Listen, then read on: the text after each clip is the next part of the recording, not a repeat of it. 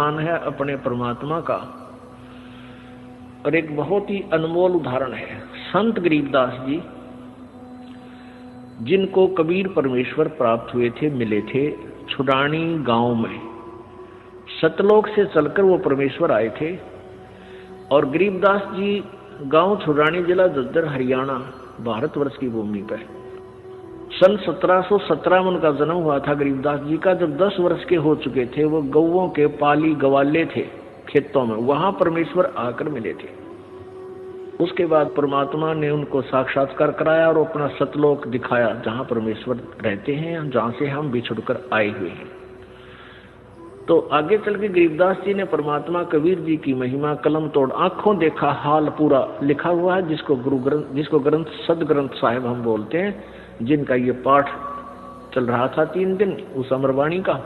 तो गरीबदास जी द्वारा लिखवाई गई वो वाणी है। तो गरीबदास जी का एक शिष्य था। गरीबदास जी कहीं सत्संग करने जा रहे थे और वहां एक सहारनपुर का भूमड़ नाम का एक सैनी था, सैनी जाति से एक भूमड़ सैनी नाम का एक भक्त सहारनपुर का कहीं अपनी रिश्तेदारी में गया हुआ था। वहां गरीबदास जी सत्संग कर रहे थे। उस पुण्यात्मा ने सत्संग सुन लिया और गरीबदास जी से उपदेश ले लिया। फिर वो छुडानी जाने लग गए, जहां गरीबदास जी प्रत्येक पूर्णवासी को सत्संग किया करते थे। अब वो धीरे धीरे इतने प्रभावित हो गए वो भूमड़ जी, भूमड़ भक्त सैनी, के प्रतिदिन ना प्रति महीना सहारनपुर से चलकर छुडानी आने लग गए। पहले तो धीरे धीरे ज्ञान होता है, फिर इतनी श्रद्धा बन गई कि सहारनपुर से चलकर गांव छुडानी, जिला झज्जर में वो प्रत्येक महीना आते। पहले ना तो कोई कन्वेंस थी, ना कोई रास्ते थे, पैदल आना सहारनपुर से चलकर। सहारनपुर से मेरे ख्याल में झज्जर छुडानी गांव 100 किलोमीटर से 150 से 200 किलोमीटर के आसपास है। अब वहां से पैदल चलना, और पहले वर्षा के दिनों में ये जैसे बीच में दरियाएं बहा करती थी, उन पर कोई पुल भी नहीं था, वो आते थे। वो ऐसे पिछले 1 वर्ष से ऐसा उसने प्रक्रिया कर ली। अब गरीबदास जी ने कहा, बेटा ऐसे दुख ना पाया कर, तू 1 आधा महीना छोड़ कर आ जाएगा। नहीं बोला, गुरुजी मेरे पर डटया नहीं जाता, मुझसे रुका नहीं जाता।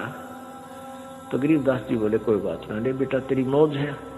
अब क्या हुआ कि गरीबदास जी ने भादुआ सुदी दूज को शरीर छोड़ना था। उससे पहले उस भगत से कह दिया, बेटा अब तू यहां मत आना, ये मेरा ऑर्डर है, आज के बाद यहां नहीं आएगा। अब भूमड़ रोने लग गया, भूमड़ भगत रोने लग गया।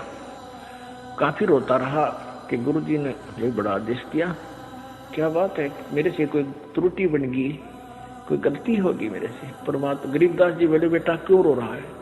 कि जी यूं रो रहा हूं, मुझदास से कोई गलती तो नहीं बन गई, आपने यहाँ न आने का, आपके दर्शन ना करने का आदेश दे दिया। परमात्मा ने कहा, गरीबदास जी ने कहा कि दर्शन ना करने का आदेश नहीं दिया मैंने, यहाँ न आने का आदेश दिया है। मैं तेरे पास वहीं आऊंगा बेटा। बालक मैंने शादी कर दी, 4 लड़के थे, 2 लड़की गरीबदास जी के पास संतान थी। लड़कियों ने शादी नहीं करवाई, ब्याह नहीं करवाया था, वो आजीवन ब्रह्मचारी रही थी अपनी भक्ति की। 4 बच्चों का ब्याह कर दिया। अब मैं फ्री हूं बेटा, वहां आऊंगा तेरे पास, और तेरा बाग है बताते हैं वहां, अच्छा कहा जी आपकी दया है, आपकी कृपा से तो सब कुछ हो रहा है। तो भाई उस बाग में मेरी एक झोपड़ी डाल दिए बेटा, मैं भी अपना भजन करूंगा और तेरे को सेवा दर्शन हो जाएंगे। तो बड़ा खुश होया और वापस चला गया। अब इंतजार कर रहा है, गुरुजी आए नहीं। उधर क्या हुआ, गरीबदास जी ने वो शरीर छोड़ दिया भादुआ सुदी दूज को सन 1778 में। तो 6 महीने हो गए। भूमड़ वहां रोए जैसे धर्मदास जी रोया करते तरफ में। और इतना बुरा हाल हो गया, हे भगवान क्या हो गया। और उधर से उसका बाग सूख गया, बाग कति सारे में कीड़ा लाग के कति सारा सूख गया। उसने सोची भाई मेरे भगवत जरूर अवश्य गलती बनी है जब गुरुदेव ने मुझे वहां दर्शन करने की मनाही कर दी। अरे इधर से यहाँ मेरा बाग सूख गया, अपने आप को कोस रहा है, अपने अपने अपने अवगुणों को ढूंढ रहा है, मैंने कौन सी गलती ऐसी कर दी जो गुरु जी रूस के मेरे थे। तो 6 महीने रोता रहा। बसंत पंचमी के दिन गरीबदास जी बहादुआ में शरीर छोड़कर बसंत पंचमी के दिन उसी शरीर में 61 साल की आयु के शरीर में, और वह भूमड़ के घर पर जाकर सच्चाई बोल दी। अब भूमड़ चरणों में पड़कर खूब रोया, है भगवान मन ने सोच ली थी कि मेरे से कोई गलती बन गई गुरुदेव, आप रुष्ट हो गया, पाए कोई ना। गरीबदास जी बोले भाई कोई बात ना बेटा, थोड़ा सा लेट हो गया, मैंने काम हो गया था। और भाई मेरा जो ना उस बाग में झूपड़ी डाल दे, जो तेरे बाग है ना, यहाँ घर में तो मैं नहीं रह पाऊंगा, वहां के एकांत में भगत भजन कराया करूंगा। तो बुमड़ बोला महाराज जी वहां तो बाग तो सूख गया। गरीबदास जी बोले सूख के बाग में झोपड़ी डाल दे मेरी, कोई बात नहीं। अब गुरु जी की आज्ञा पाकर उसने वहां एक झोपड़ी एक हट बना दी फूस फास डाल के। हफ्ते पाछे वो सारा बाग हरा भरा हो गया।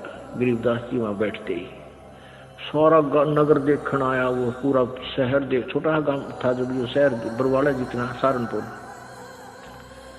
यानी 200 वर्ष पहले की बात है। तो सारा गांव नगर देखना यार, बहुत से उस चमत्कार से भाई घूमड़ कर मेरे ये गुरुजी हैं जिनकी मैं रोज महिमा गाया करता था, ये बड़े सिद्धि युक्त हैं, बड़े पहुंचे हुए महात्मा हैं। और भाई बहुत से मुसलमान और हिंदू गरीबदास जी के शिष्य वहां हो गए। अब क्या बात है कि वहां ये दास क्या बताना चाहता था, एक सिद्धि वो चोले धारे, एक सिद्धि दी तत्व विचारे। वहां एक लाल दास नाम का सिद्ध पुरुष था, उसका भी जहां गरीबदास जी का आश्रम बना हुआ छोटा सा, जहां उन्होंने दोबारा शरीर छोड़ा था, उसके साथ में ही 300-400 फुट की दूरी पर लाल दास जी का बहुत बड़ा मंदिर बना रखे है। वो शिव विष्णु पुजारी था। अब क्या हुआ कि वहां 35 वर्ष तक गरीबदास जी उसी रूप में रहे। हिंदू और मुसलमान दोनों ही गरीबदास जी के शिष्य बने, क्योंकि ये ज्ञान ही एकता उपजाने का है, उनका ऐसा ज्ञान है कबीर जी का। तो वहां शहर सहारनपुर शहर के अंदर एक आश्रम बना हुआ है, भूमड़ का पूरा घर था, वो उसका संतान नहीं थी। परमात्मा ने उसका कल्याण करना था, इसलिए उसको झंझट में फंसाया नहीं, तो उसने सारा ही अपना घर भी आश्रम के रूप में बना दिया था। आज भी वहां विद्यमान है। गरीबदास जी की परंपरा का एक आधा कोई भक्त वहां रह रहा है, ये दास देख के आया था। तो वहां 35 वर्ष की आयु के बाद शरीर छोड़ दिया, तो वहां उस बाग के अंदर ही उस शव को अंतिम संस्कार वहां दफना रखा है वो शरीर। तो अब क्या हुआ, जब शरीर छोड़ दिया गरीबदास जी ने, यानी शरीर त्याग दिया वहां पे, तो वहां काफी भक्त शिष्य हो गए थे। तो उन्होंने सोचा भी छुड़ानी वाले जो इनके वंशज हैं, गरीबदास जी के बच्चे हैं, संतान है, उनसे पता करके आओ कि महाराज जी के शरीर को यहाँ लावा या वहीं अंतिम संस्कार कर दे। 2 घोड़ियों पर 2 व्यक्ति सहारनपुर से चले, छुड़ानी आए। तो उनसे कहा कि भाई ऐसे ऐसे गुरुजी ने शरीर त्याग दिया है, महाराज गरीबदास जी ने, यानी आपके दादा ने, दादा ने, पिताजी ने, जैसे भी उनके नेक थे, तो सहारनपुर में, और आप बताओ क्या करना है उनको, यहाँ कहो तो यहाँ लाएं कोई बैलगाड़ी में डाल के, और या ये कहो कि वहीं अंतिम संस्कार कर दे, तो आप साथ चलो हमारे, उनका अंतिम संस्कार कर देते हैं।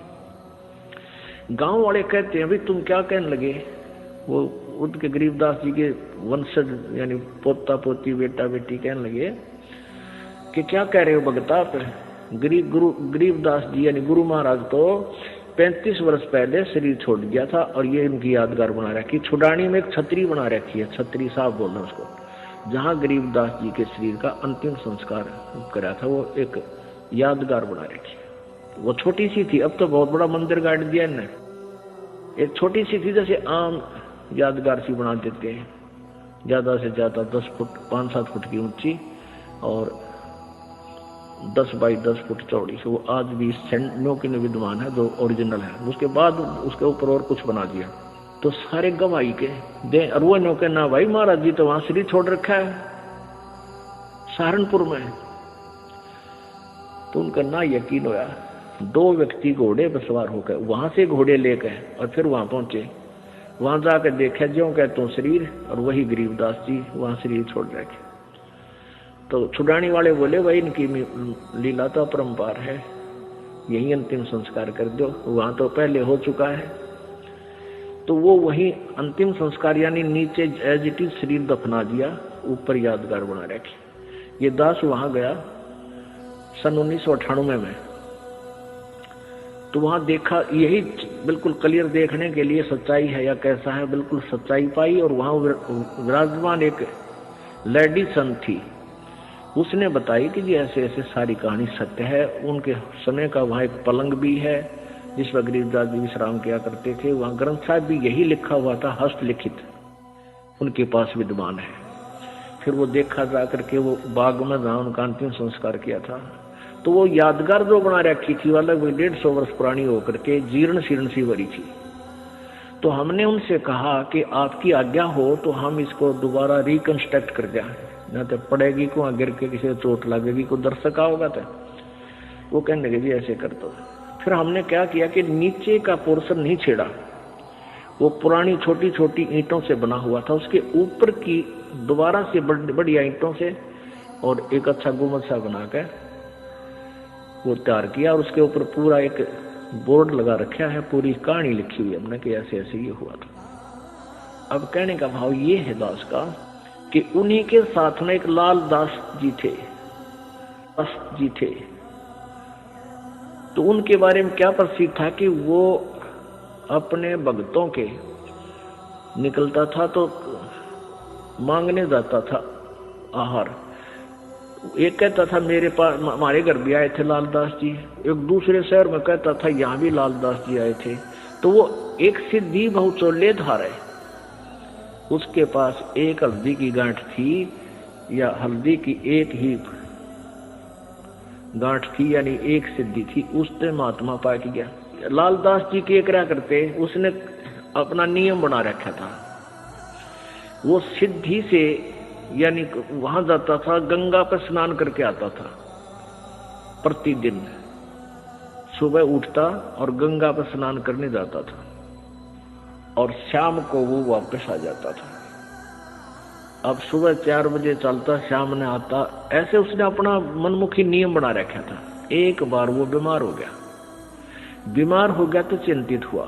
गरीबदास जी उनके पास जाते थे, उन्हें ज्ञान भी समझाते थे, पर वो अनाड़ी कति नहीं माना था।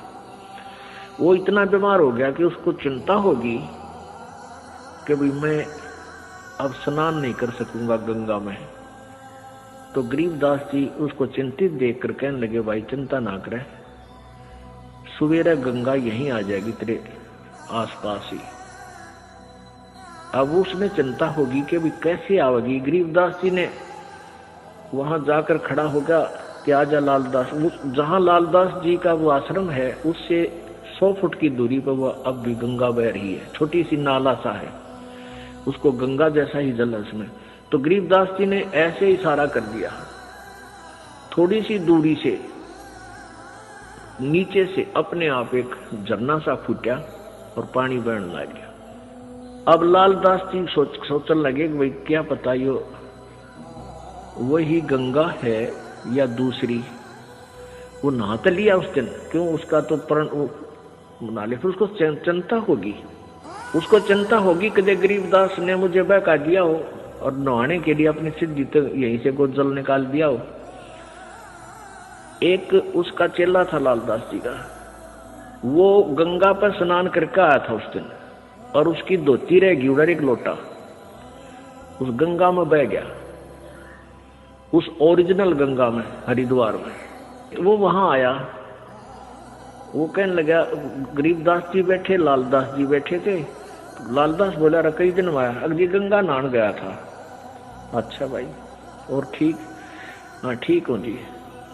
और कहने लगा, जी एक लोटा भी रह गया मेरा, गंगा में बह गया।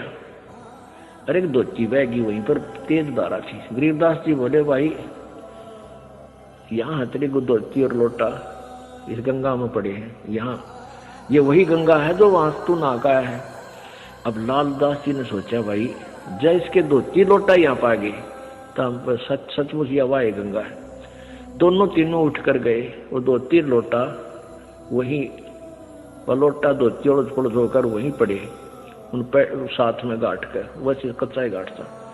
वो लोटा उठाया, उस पर नाम था उस भगत का, नाम खुदवा रखा था उसने। ने बोला, महाराज जी तो सचमुच वाह गंगा में तो हरिद्वार नहा का था, वहां खूब गुम हुए थे, ये पाए यहाँ पर। तब उस लालदास का पेटा भरा, इतना उसकी मृत्यु का निकट आ गया। मालिक की वाणी उसने संभाली कोई ना। तो पुण्यात्माओं, इस तरह हम कहाँ विचलित थे। और संत सब कूप है, केते सरिता नीरी, दादू अगम अपारे है, ये दरिया सत्य कबीरी। ईश्वरीय शक्ति से युक्त बहुत से संत आपको मिलेंगे। अब जैसे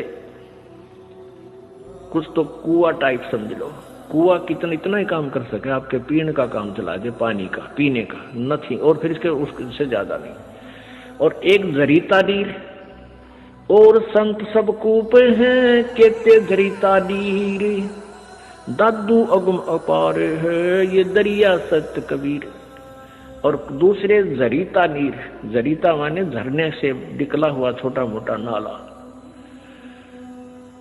और कबीर परमात्मा को दरिया समझो कि दरिया में नदी से कितना इतना पानी प्रयोग, जल प्रयोग करो, चाहे नहर भी निकाल लो और पशु भी नहा धो लो, उसमें सिंचाई भी कर लो, तो भी जल अंत नहीं होता। यानी पूर्ण समर्थ है कबीर जी। और भी संत छोटी मोटी सिद्धियों से ईश्वरीय शक्ति युक्त नजर आते हैं, लेकिन वो काम चलाऊ सरकार होते हैं।